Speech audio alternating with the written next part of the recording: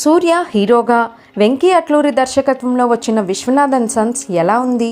నిజంగా ఫ్యామిలీ ఆడియన్స్ను మెప్పించిందా లేక రొటీన్ కథతో నిరాశపరిచిందా? ఇప్పుడు నిజాయితీగా చూద్దాం. సంజయ్ విశ్వనాథ్ అయిన Surya businessman and pistol shooter కూడా. అంతర్జాతీయ స్థాయిలో గోల్డ్ మెడల్ కూడా సాధిస్తాడు. అయితే 40 ఏళ్ల వయసు ఉన్నప్పటికీ సంజయ్ ఒంటరిగానే ఉంటాడు.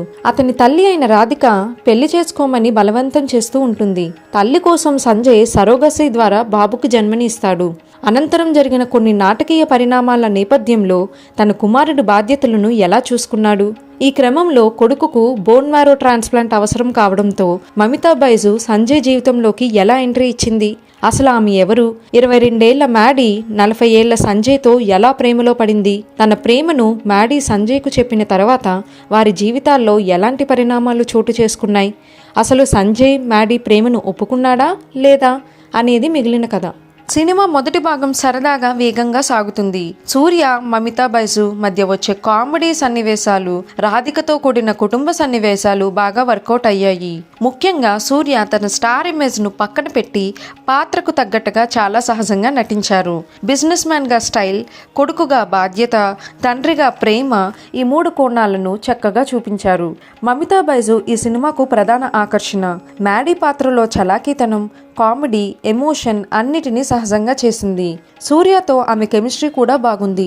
రాధికా శరత్ కుమార్ తన అనుభవంతో కుటుంబ సన్నివేశాలకు బలం ఇచ్చారు. రవీనా టాండన్ పాత్రకు కథలో ప్రాధాన్యం ఉన్నప్పటికీ ఆమెకు లభించిన స్క్రీన్ టైం కొంచెం పరిమితంగానే అనిపిస్తుంది.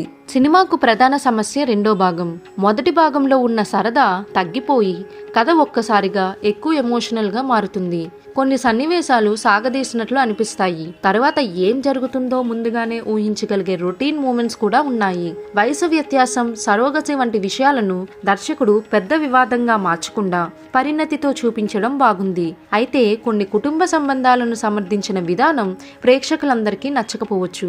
జీవి ప్రకాష్ కుమార్ పాటలు కథకు సరిపోతాయి కానీ గుర్తుండిపోయే స్థాయిలో లేవు. నేపథ్య సంగీతం మాత్రం భావోద్వేగ సన్నివేశాలకు బలం ఇచ్చింది. నిమిష్ రవి సినిమాటోగ్రఫీ అందంగా ఉంది. నవీన్ నూలి ఎడిటింగ్ రెండో భాగంలో మరింత కుదింపుగా ఉంటే సినిమా ప్రభావం పెరిగేది. మొత్తంగా విశ్వనాథ్ అండ్ సన్స్ కొత్త కథ కాదు.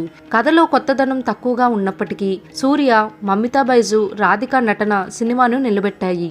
మొదటి భాగం వినోదాన్ని ఇస్తే రెండో భాగం భావోద్వేగాలతో కొంచెం నెమ్మదిస్తుంది. కుటుంబ భావోద్వేగాలు, సున్నితమైన ప్రేమ కథలు ఇష్టపడేవారు ఒకసారి చూడవచ్చు.